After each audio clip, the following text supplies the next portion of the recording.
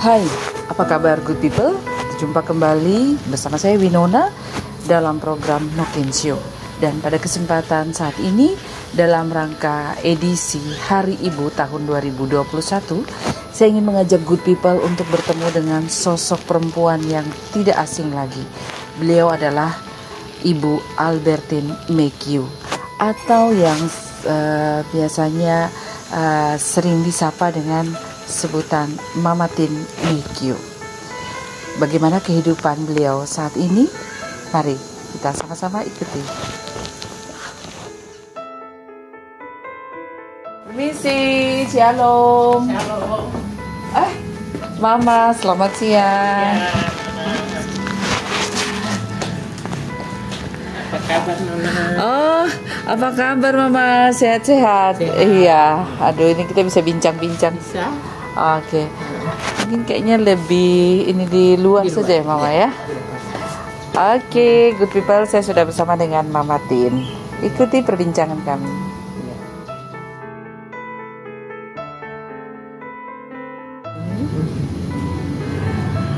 Oke, good people. Senang sekali kami diberikan kesempatan untuk bisa berkunjung nih ke rumah Mama Tin yang sangat adem ya di siang hari ini, karena banyak sekali tumbuh-tumbuhan, ya bahkan ada pohon-pohon sagu, bahkan agak jauh juga ini ada semacam kebun kelompok ya. Kelompok, iya. Mama sekarang bergerak bersama kelompok perempuan Yenan. Kelompok perempuan Yenan. Terus ini kelompok perempuan dari Jalan Cemara. Oh, begitu.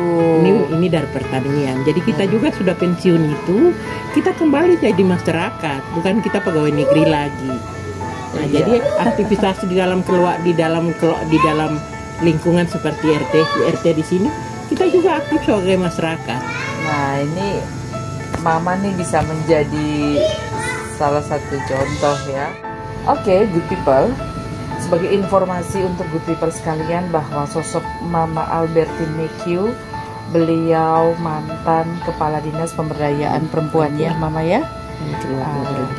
Dan keluarga berencana tahun berapa tuh ya Mama? Tahun sudah lama sekali sejak berdirinya pemberdayaan perempuan ini pada saatnya Bapak John. Saya Mama awalnya sebagai perawat, tapi dari perawat saya karena bekerja dengan yayasan wanita mandiri, saya bergelut di yayasan juga. Kemudian sebagai perawat juga, perawat kesehatan. Waktu itu masih aktif ya sebagai perawat. Beliau juga di Yayasan Wanita Mandiri Yatari, saya ingat waktu itu. Kemudian juga di Yayasan Peduli Perempuan dan Anak. Jadi aktivis ya, juga untuk perempuan dan juga pendidikan juga HIV/AIDS ya. HIV/AIDS juga. Oke. Kemudian juga dipercaya pada zamannya Bapak John Bagepse sebagai Kepala Dinas Pemberdayaan Perempuan dan Keluarga Berencana. Jadi sosok Mama Albertine McHugh ini selama masih aktif ya atau berdinas ini sosok perempuan yang sangat peduli dan vokal juga terhadap isu-isu perempuan, pendidikan, kesehatan ya, seperti itu. Dan kita sekedar flashback pada kesempatan berkunjung ke rumah Mama Tin ini, kita akan bercerita pasca beliau saat ini pensiun ya Mama ya, tapi tetap beraktivitas. Ya mungkin pengalaman beliau bisa menginspirasi kita kaum perempuan bahwasanya kita berkarya itu tidak ada batasnya Mama. Tidak ada batasnya. Dan tetap semangat nih Mama nih saya lihat ya. Terima kasih. Iya, jadi membentuk kelompok perempuan Cemara dan juga perempuan Yenan ya. Dan kalau tidak salah ini juga didampingi juga oleh dinas-dinas terkait. Dari dinas mana saja? Oh, dari dinas pemberdayaan perempuan. Saya tim advokasi. Advokasi yang penanganan korban-korban kekerasan di luar rumah, terus masalah anak-anak. Jadi dulu di sini TP2A, tempat untuk pusat pelayanan terpadu pemberdayaan perempuan dan anak di tempat ini juga. Karena kita meyakini bahwa TP2 itu sebenarnya tidak di dalam kantor pemberdayaan perempuan, itu di luar. Tapi sampai saat ini masih di pemberdayaan perempuan. Nah, ini merupakan satu hal yang memang saya sendiri juga tidak menerima itu.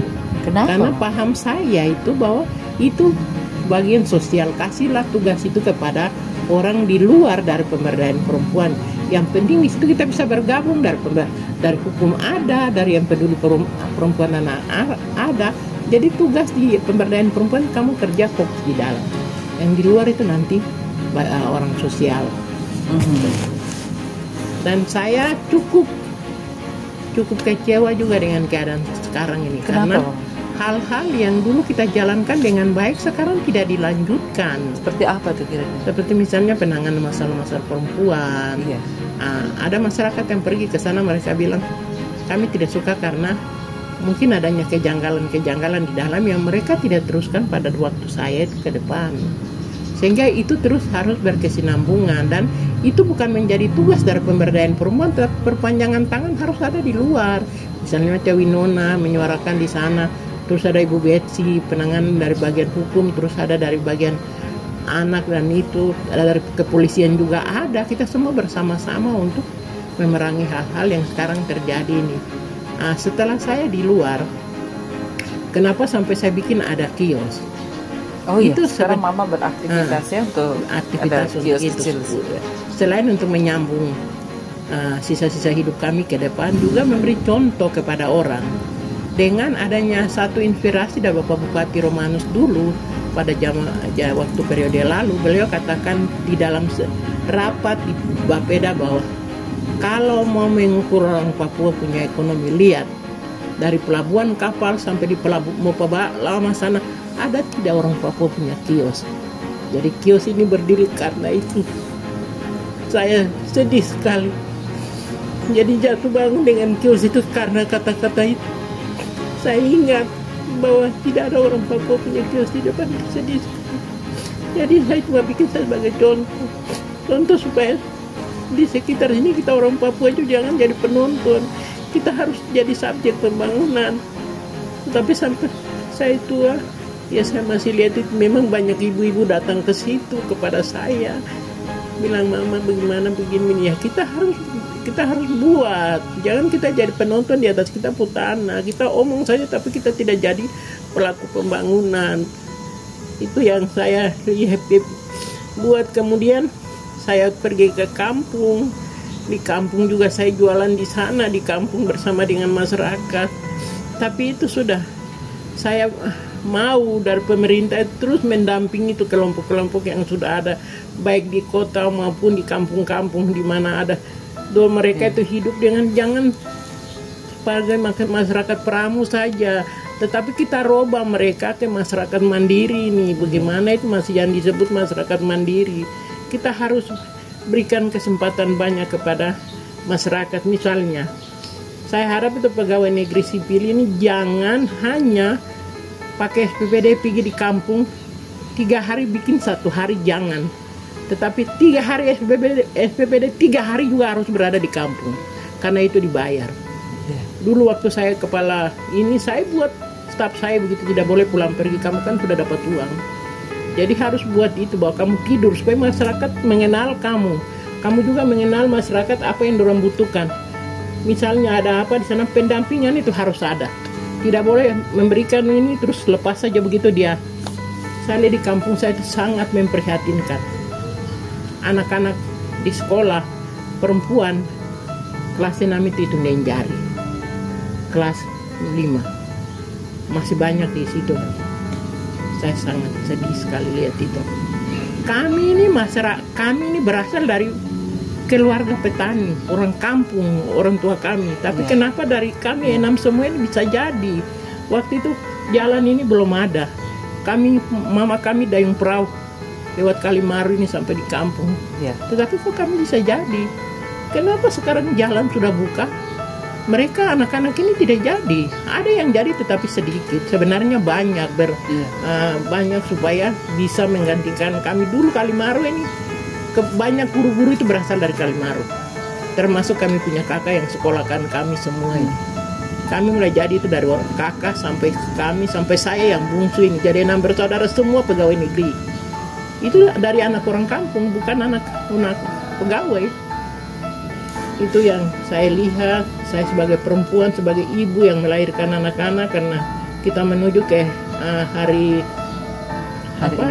ibu.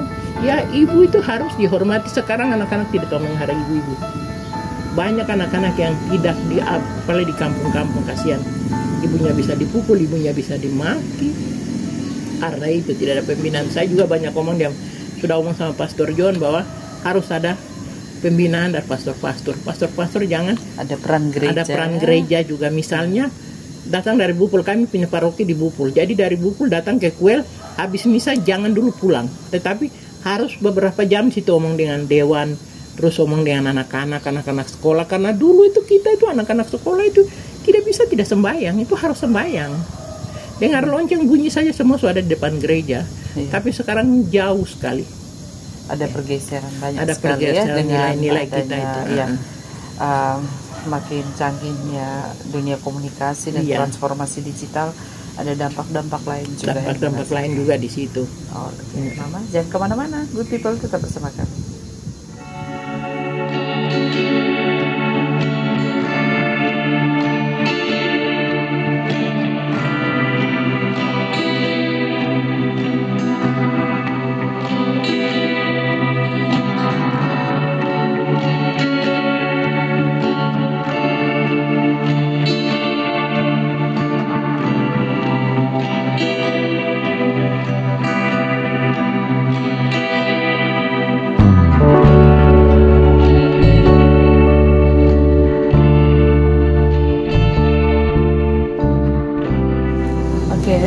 Mama Tin sebagai seorang perempuan asli dari suku Yeya, Mama ya, setidaknya representasi dari semua perempuan yang ada di selatan Papua ini, memaknai Hari Ibu di kacamata Mama ya, sejatinya seperti apa sih? Sebagai perempuan ya, sebagai perempuan dan sebagai ibu juga, saya memaknai Hari Ibu. Tahun lalu pun saya tidak ikut, mereka tidak mengajak juga. Saya mau seandainya kalau ada hari-hari seperti mereka, undang kita yang tua-tua itu juga, untuk kita beraktivitas juga, karena aktivitas itu atau seseorang punya kelebihan itu bukan sebatas yang dia tugas, tetapi semasa dia masih hidup, masih bisa beraktivitas, itu dia bisa bekerja. Kita harus lihat itu di daerah-daerah misalnya macam di Jawa, di mana orang sudah tidak pegawai pensiun saja dia masih dipakai untuk bekerja di kelompok-kelompok seperti yang sekarang ini. Kami juga bekerja di dalam kelompok tani di Jalan Cemara sini. Sebagai di samping itu kami dibutuhkan di situ. Mungkin apa yang penting itu yang disampaikan oleh dinas instansi terkait kita bisa sampaikan. Tapi kita memaknai Hari Ibu di hari ini, saya harap supaya lebih tentang nilai-nilai seorang ibu itu kita harus angkat kembali. Bahwa ibu itu mulai dari rumah, karena ibu itu pelahir generasi yang ada di muka bumi ini. Tidak ada anak itu keluar dari mana, datang dari seorang ibu. Jadi itu kita harus maknai itu. Kemudian ibu ini harus dihormati, harus dihargai sebagai sosok yang melahirkan anak-anak. Itu yang kita harus sosialisasikan sebenarnya ke kelompok-kelompok, bahwa ibu-ibu, karena di lingkungan sekarang saya lihat mungkin di keluarga-keluarga yang bisa mendidik anak-anak, karena keluarga itu merupakan rumpun masyarakat yang terkecil. Itu anak-anak ini baik buruk itu ada di keluarga, bukan di sekolah. Di sekolah itu guru yang kedua, tapi guru pertama itu ada di masyarakat. Jadi sikap-sikap anak itu dibentuk di dalam keluarga, kemudian keluar. Jadi kita yang dari dinas instansi terkait itu harus banyak memberikan pelayanan kepada masyarakat berupa sosialisasi nih. Kita harus datangi kampung-kampung, kita tidak boleh kasih tinggal mereka saja begitu, tapi kita harus datangi. Seperti dulu saya kalau datang di kampung itu ibu-ibu itu menangis. Kita bisa dengar suara di radio saja. Sekarang kita ada lihat koin, kok mesti datang-datang. Itu kata-kata yang saya biasa ingat itu kalau saya pergi, apalagi saya pensiun, kontra lihat saya lagi. Tidak. Banyak yang lihat Nokensio. Oke, Mama sekalipun mantan aktivis HIV ya dulunya ya, bagaimana Mama juga punya pendapat persepsi terkait dengan kesehatan reproduksi? Ya. Jadi saya lihat kesehatan reproduksi sekarang itu peran dari sebenarnya dinas kesehatan, tetapi terkait dengan pemberdayaan perempuan juga.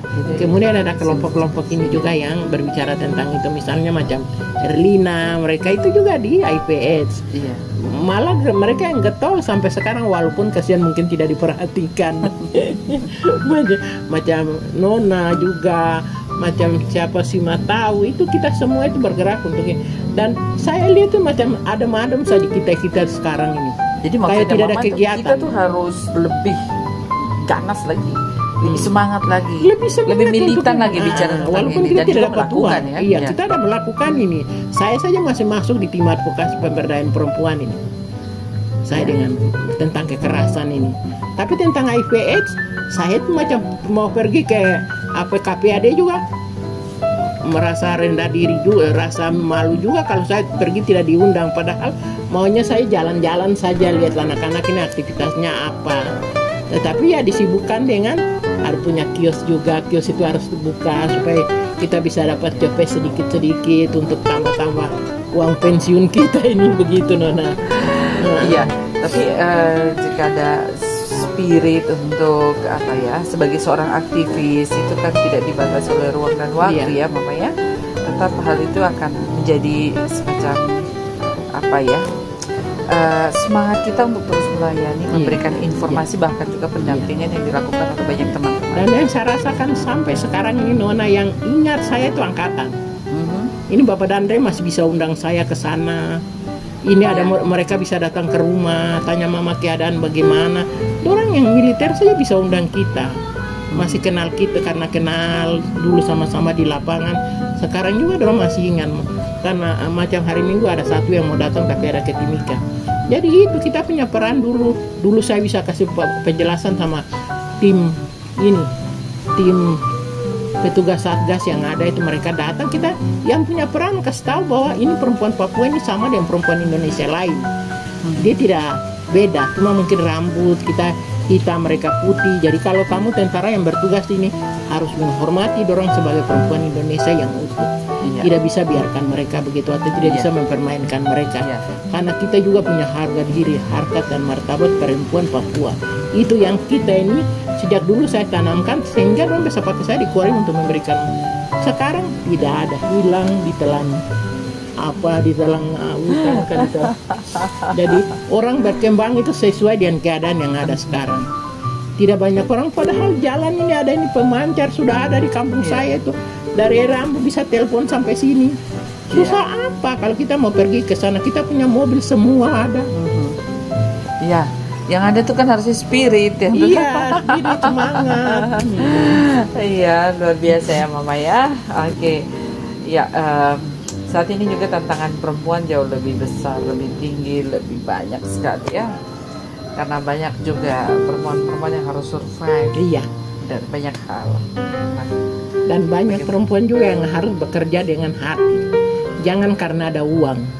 Itu mau poin pertama untuk kami perempuan di sini, bekerja dengan hati.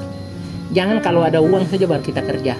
Itu saya lihat sekarang kita ada uang baru kerja. Kalau tidak ada uang di kantor saja. Tidak ada yang macam dulu. Saya tidak puji saya punya diri, tidak. Tapi dulu saya di luar dinas juga, saya jalan Rawa Biru, yang Gandu, Sota. Yang penting kita punya uang bensin ada. Kita tidak perlu tuh dong bayar kita kan, walaupun waktu-waktu tertentu kan ada dapat SPPD. Tapi waktu banyak itu yang kita pakai, kita punya mobil. Yang penting ada bahan bakar jalan. Pernah tersamput di Rawa Biru sana, mau terbalik di situ di dalam kampung gitu. Bilang Bapak Rom ada rapat, bilang nanti dia keluar dari datang gambut.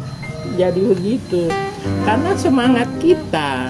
Dan saya lihat siapa lagi yang mau memberikan itu kalau bukan kita. Jadi anak-anak di sini harus punya kemauan untuk bekerja, merubah sikap kita punya orang. Karena dari masyarakat Peramu ke masyarakat ini susah untuk rubah sikapnya. Saya sendiri rasakan itu. Saya pergi di kampung, orang kampung saya bilang, "Kok su pensiun? Untuk kamu kok datang di sini karena kampung saya." Tetapi inilah yang kita mau kasih untuk kita punya masyarakat, bahwa saya pernah sekolah. Jadi saya punya pengetahuan tentang penanganan kesehatan, ada tentang hukum, ada tentang kekerasan terhadap perempuan, ada bagaimana peningkatan ekonomi di kelompok-kelompok di kampung-kampung. Itu yang perlu. Karena sekarang ini ada uang, kita bekerja dulu baru ada uang. Tetapi uang juga ada di kampung-kampung, yang dari dana kampung itu. Bagaimana cara orang mengolah itu uang itu untuk menjadi uang. Dan barang yang orang dapat itu bisa dijual belikan di mana saja. Sekarang kan bisa lewat ini juga, Nona. Lewat internet itu kan kita bisa jual barang juga, yang ada Merauke jualan, nanti Nona ajar Mama. Oh, iya tentu Mama. Kita memanfaatkan platform digital ini ya, untuk karena bisa Mama juga belum tahu itu kita. Jadi saya mau jual satu barang juga, bagaimana ini saya bikin teknologi canggih begini nih. Iya. Kadang juga sudah tidak tahu depo akun lagi. Iya, nanti kita belajar. Iya. Oke, jangan kemana-mana di situ.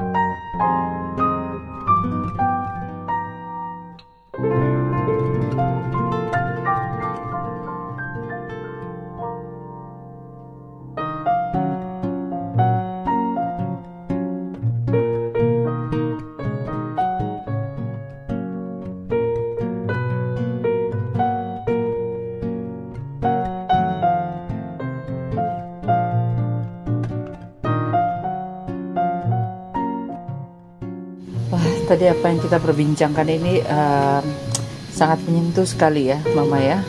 Dan ini juga menjadi satu koreksi bagi kita semua ya. Kita bekerja itu dalam rangka pelayanan kepada masyarakat itu sejatinya dengan hati ya. Hati. Diucap itu hati, supaya betul-betul menyentuh di dalam hati ini. Dan meresap tentunya ya, bukan sekedar jargon saja, tapi harus dengan implementasi sehari-hari.